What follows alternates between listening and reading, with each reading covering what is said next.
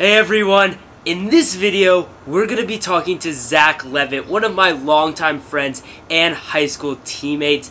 Zach and I have been running together since my 8th grade year, so 6 years of running together. And in this video we're going to give you guys a bunch of tips on how you can improve your 5K. Let's go ahead and get into the video.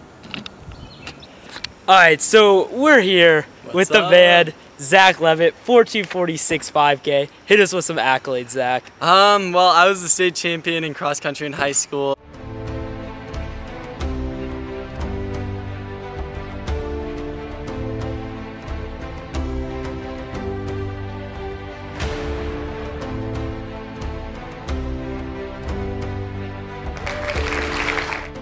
And that was probably my biggest win, but I had a lot of other really good races at states and stuff in high school, and then now in college I had that one 1446.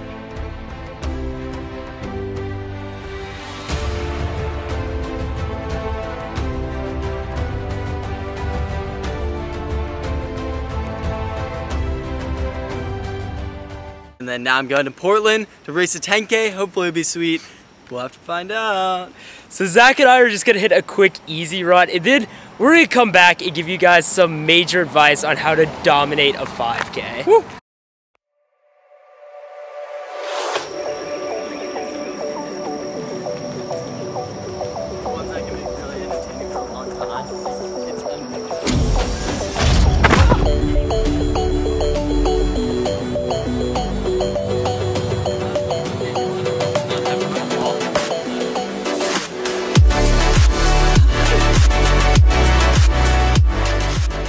Just finished that run, 5 miles down, all in the trails. So, gotta stretch out, that's important. And then we're gonna go get coffee and we'll hit you with all those tips. Woo!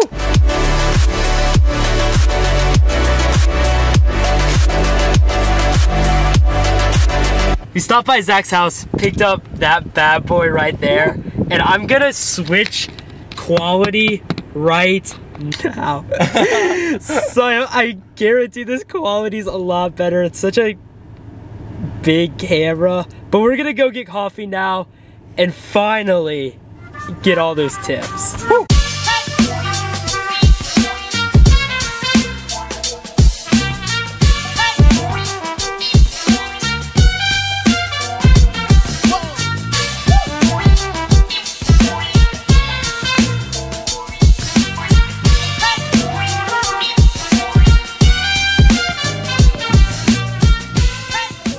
Alright, so got our coffee, finally.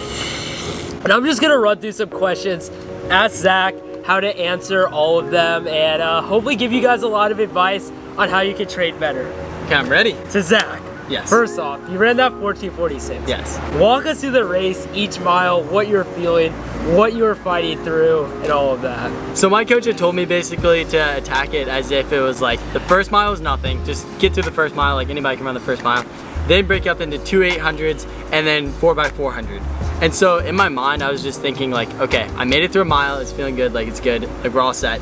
And then I was like, oh dang, it's getting pretty tough in the middle here. But I was like, as always, well, these 2 800s, if I just stay on for 800, to them I was like, okay, made it through 800, check, next one, let's go. And I would just like fight hard the next 800. And then once I realized that I was within a mile, I only have 4x400, in my mind I was like, that's really not that bad. Like I really don't have that much left, so let me just stay up here, stay competitive at the front, and kick it in at the end. And so I just set myself up to be in a good position, and then I raced for the win, and it was really fun, and just breaking it down that way really helped me.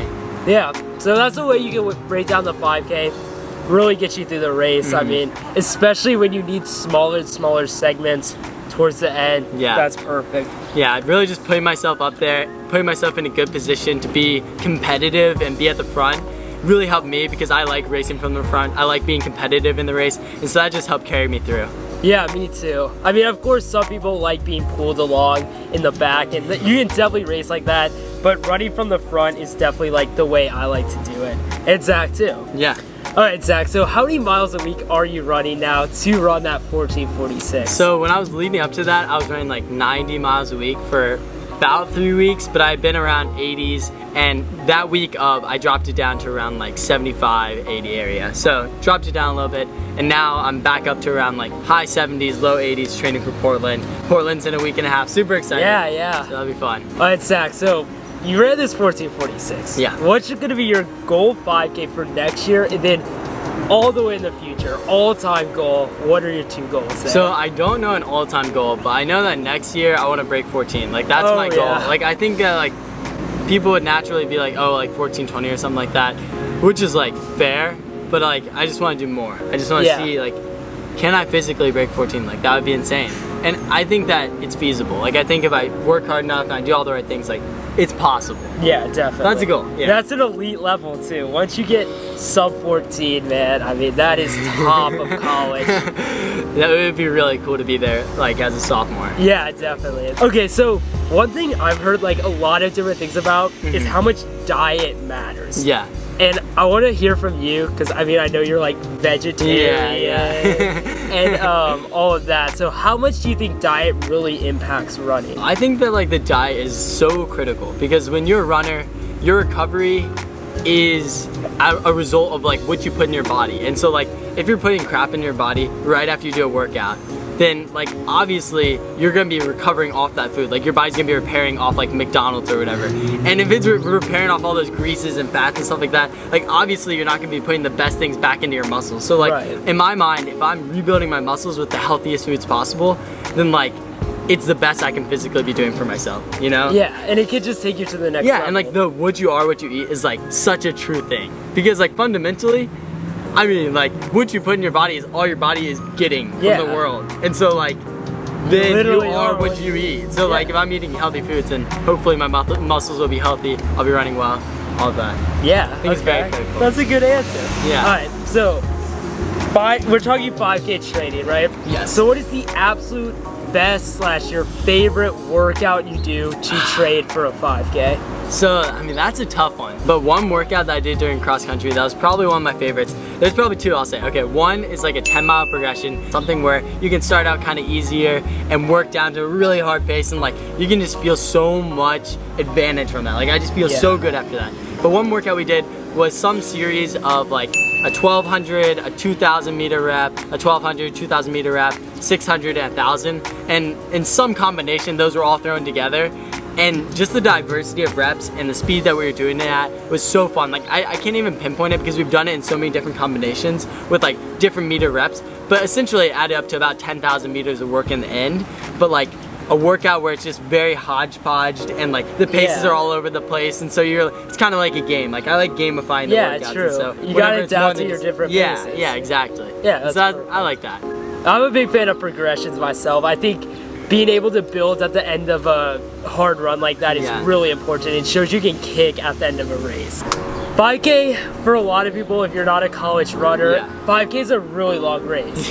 So how do you mentally lock in before and then during the race? I think the problem for me was locking in a lot. Like my first 5K on the track indoors, I ran 15:25, and then my next 5K was a 14:46. So that's a huge jump, and like I think on the first one I could have gone sub 15. In my mind I was like, I can go sub 15, but when I got in the race I let go too early, and I think it was a lot of just being able to like really lock in the second time and know that like I should be here, I can run this pace, and then shutting my mind off. Just putting myself in a place where I needed to be and saying all I'm gonna do is stick to these people and not think about anything else. Like I just didn't think about anything else. Yeah, that's great. I was like, I'm gonna make it through this lap, I'm gonna make it through this lap, I'm gonna make it through this 800.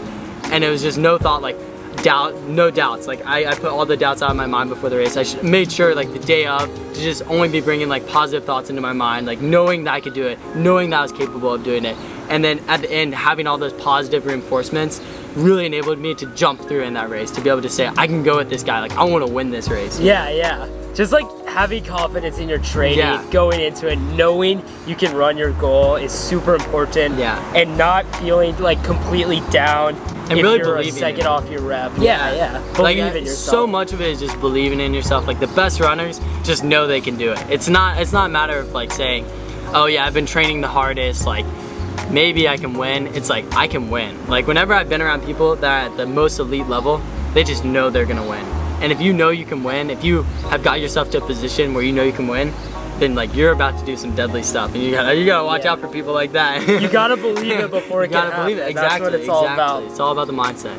I feel like two of the most common races in track and cross country are the mile and the 5K. Yeah. So what do you think is the difference between mile training and 5K? I think the mile training is just so different. I think the 5K, you really need to be working on your endurance, you need to be bumping up the mileage, you need to be building a base essentially, whereas the mile is short enough of a race that you can be honing in once you've asserted enough base work. So if you go through a cross country season, you probably have enough base work in your body to make it through a mile competitively. And so then it's just training your speed, endurance, like kind of more of that speed short endurance. Reps, 4s, 2s. Yeah, 400s, 800s, where you can endure that faster speed and be more comfortable at it. So I think it's more of like an adaptation to being able to run fast and be comfortable at that. And then the 5K is just being able to run hard for a long time and being able to stick it out. More distance. Gotta be tougher. Gotta be tougher for the 5K, because a mile, yeah, you can gut it out. You can. Yeah. It's good to have that base. It'll make you stronger, but yeah, it's a lot more of a speed event. And the mile is a really hard race, but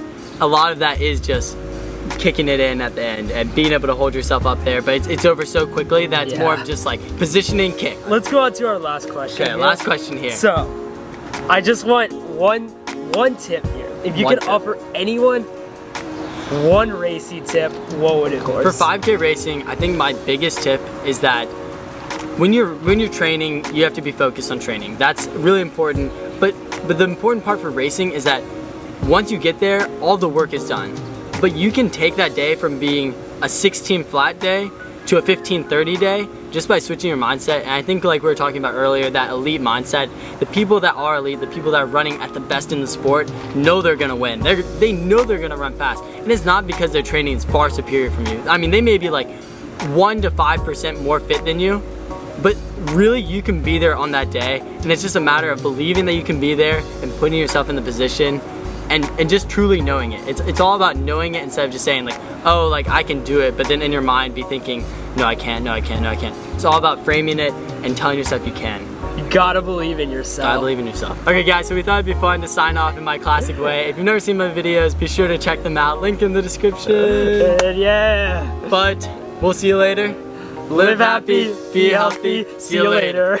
So thank you, Zach, for filming this with me. If you haven't already, click that description and go subscribe to his channel. He has a ton of great running content out there. But that is going to wrap it up for the video. I will see you guys soon with a new one.